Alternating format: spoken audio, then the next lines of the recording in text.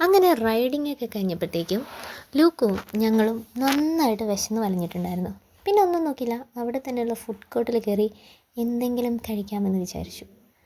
അവിടെ കയറി നമ്മൾ മെനുവൊക്കെ നോക്കിയെങ്കിലും അങ്ങനെ ഞങ്ങൾ കട്ട്ലൈറ്റും ബർഗറും ചായയും ഫ്രഷ് ലൈമും ലൂക്കിനൊരു സ്ട്രോബെറിയുടെ ക്യാവിൻസിൻ്റെ മിൽക്ക് ഷേക്കും ഓർഡർ ചെയ്തു. കുറേ നേരത്തിന് കാത്തിരിപ്പിന് ശേഷമാണ് സംഭവങ്ങളൊക്കെ കിട്ടിയത് കേട്ടോ. പക്ഷേ കുഴപ്പമില്ലായിരുന്നു. ഭയങ്കര അടിപൊളിയാണോ എന്ന് ചോദിച്ചല്ല, മോശമാണെന്ന് ചോദിച്ചല്ല, കുഴപ്പമില്ലായിരുന്നു.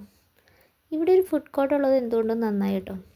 ഈ അഖിലാഞ്ജലി ഈ സ്റ്റുഡിയോ പാർക്ക് ശരിക്കും ഇവർക്കൊരു ഓഡിറ്റോറിയമാണ് മെയിനായിട്ടുള്ളത്. ഈ എന്താ പറയുക, ഔട്ട്ഡോർ സെറ്റപ്പിൽ മാരേജും ഇവൻറ്റും കാര്യങ്ങളൊക്കെ നോക്കാനായിട്ട് ഭയങ്കര അടിപൊളിയായിട്ടൊരു ഓഡിറ്റോറിയം അപ്പുറത്തുണ്ട് കേട്ടോ. എനിക്ക് മുന്നേ ഈ വെഡ്ഡിങ്ങൊക്കെ നടക്കുന്ന പ്ലേസിനെ പറ്റി മാത്രമേ അറിയാവുള്ളൂ. റീസെൻ്റ്ലി എൻ്റെ ഫ്രണ്ട് രേഷ്മ അവളുടെ മോളെ കൊണ്ട് വന്നപ്പോഴത്തേക്കാണ് ഇങ്ങനൊരു പ്ലേസ് ഇവിടെ എക്സിസ്റ്റ് ആണെന്നുള്ള കാര്യം ഞാൻ അറിഞ്ഞത്. കഴിഞ്ഞ തവണ മുതൽ ലൂക്കിന് വരണമെന്ന് ഭയങ്കര ആഗ്രഹമുണ്ടായിരുന്നു. എന്താണെന്നറിയില്ല, ബർഗർ ഡീസൻ്റായിട്ട് കഴിക്കാൻ എനിക്കറിയില്ല കേട്ടോ.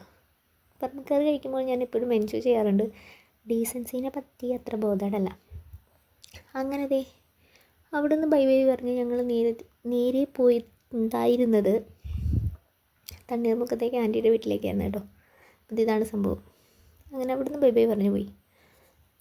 ഇപ്പോൾ വോയിസ് ഓവർ കൊടുക്കുമ്പോൾ വീണ്ടും എൻ്റെ തൊണ്ടയ്ക്കൊക്കെ ചെറിയ പ്രശ്നമൊക്കെ സ്റ്റാർട്ട് ചെയ്തുകൊണ്ട് ഞാൻ പറഞ്ഞില്ല, നേരത്തെ പറഞ്ഞ സ്പോട്ട് അതാണ്, വെഡ്ഡിങ്ങോ എന്തോ നടക്കുന്നുണ്ട്. അതൊക്കെ കഴിഞ്ഞ് ബേക്കറിയിൽ നിന്ന് കുറച്ച് ചില്ലറ സ്നാക്സ് ഐസ്ക്രീമൊക്കെ വാങ്ങി അങ്ങോട്ട് പോയി. 2-3 ആഴ്ചത്തെ പനിയും പല്ലുവേദനയ്ക്ക് ശേഷം ഒന്ന് സെറ്റായി വന്നതായിരുന്നു. ലൂക്കും അപ്പോഴത്തേക്ക് നല്ല ക്ഷീണം കൊണ്ട് ഉറങ്ങി. പഴുത്ത രീതിയിൽ വേദന എടുക്കുന്നുണ്ട്, നന്നായിട്ട് കുത്തി വേദനയുണ്ട്. എന്നാലും വോയിസ് ഓവർ കംപ്ലീറ്റ് ചെയ്യാൻ പറ്റില്ലല്ലോ, തുടങ്ങിയ ആവേശം ഇടയ്ക്ക് വെച്ച് പോകാൻ പറ്റില്ലല്ലോ.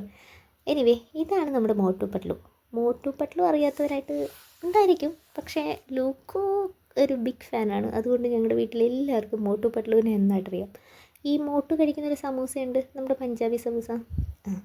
ബൈ ദ വൈ, ഇന്നലെ രാത്രിയിൽ എനിക്ക് കൂടെ വാങ്ങിച്ച ബട്ടർ സ്കോച്ചാണ് ആശാൻ രാവിലെ എഴുന്നേറ്റ് പാടി കഴിക്കുന്നത് കേട്ടോ. ബ്രഷ് പോലും ചെയ്യാനായിട്ടുള്ള സന്മനസ് കാട്ടാതെ കഴിക്കുന്നത്. കാരണം ഐസ്ക്രീം ചോക്ലേറ്റ് എന്ന് പറഞ്ഞു കഴിഞ്ഞാൽ ലൂക്ക് ഒരു ടു ഡു ലിസ്റ്റ് ഉണ്ടാക്കി വെച്ചിരിക്കും, എപ്പോഴും എത്ര മണിക്ക് എന്തൊക്കെ കഴിക്കണമെന്ന്. ആൾ ഭയങ്കര ഹാപ്പിയാണ്. ഞങ്ങൾ ശരിക്കും ലൂക്കിന് ഐസ്ക്രീം കൊടുക്കാൻ തുടങ്ങിയത് 5 വയസ്സ് കഴിഞ്ഞപ്പോഴാട്ടോ. വേറൊന്നും കൊണ്ടല്ല, അതിന് മുമ്പ് എപ്പോൾ കഴിച്ചാലും അവന് പനി വരുമായിരുന്നു. പിന്നെ നമ്മളൊരു ഹാക്ക് കണ്ടുപിടിച്ചു. ചൂടുവെള്ളം വെച്ച സെറ്റാണ്. ലൂക്കിനെ പറ്റിച്ച് ഞങ്ങൾ ഓഫീസിൽ ഒരു ഷോപ്പിങ്ങിന് പോയതാണ്.